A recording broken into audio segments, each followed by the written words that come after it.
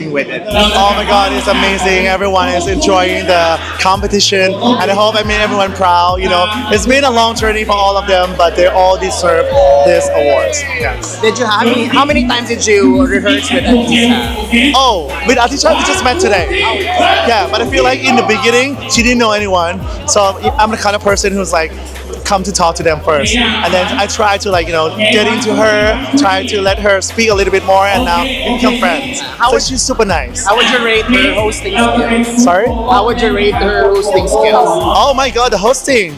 10 out of 10. And when she recapped the answers from all the contestants, I mean, come on, she recapped a little bit better than all the contestant answers. So that's perfect. I can't wait to see her once again for the Miss Universe right here in Thailand. We already promised that we're gonna meet each other once again. Thank you so much. Salamat! Bye-bye! At mga kapolitika, inyo pong narinig itong co-host ni Atisa Manalo dito sa Thailand sa Mr. International.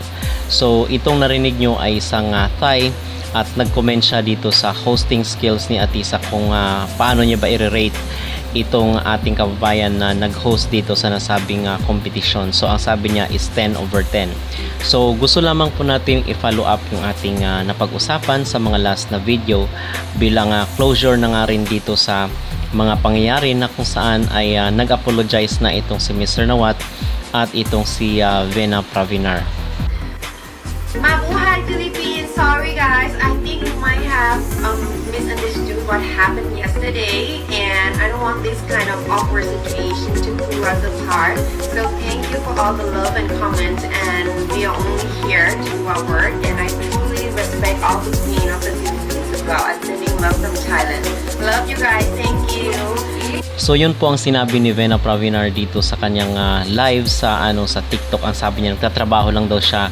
So hindi niya siguro alam na ganun ang sasabihin ni Mr. Nawat at actually hinangaan niya pa nga itong si Atisa. So how come na afterwards is nagtawanan sila doon sa live selling. Pero ang okay dito is naman na meron ng closure at nag-apologize na itong si Mr. Nawat at sabi niya ay hindi na ito mauulit pa.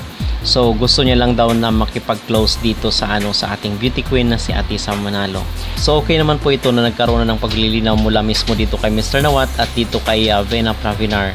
At alam naman natin na kayang-kaya ring i-handle ito ni Atisa kahit ano pa man yung sitwasyon dito sa Thailand. So yung maging advice ko lang sa kanya is kahit ganito pa man yung ipinakita ni Nawat ay ipapakita niya pa rin sa kanyang sarili yung kanyang humility at yung kanyang kindness.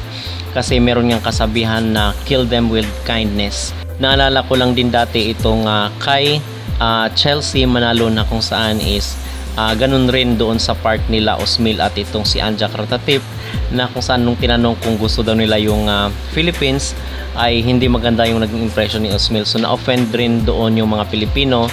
And ngayon naman here comes si Nawat. Hindi natin alam kung nagpapaingay lang itong si Nawat or nagpapansin lang sa mga Pilipino.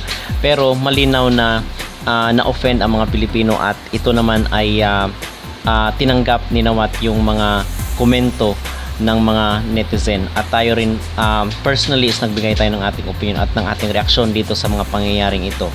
So yung update kay Atisa ngayon is nasa Negros Island po itong si Atisa para dumalo ng kanilang Miss Universe Negros doon sa nasabing lugar na kung saan is pula yung isinuot ni Atisa dito sa nasabing event.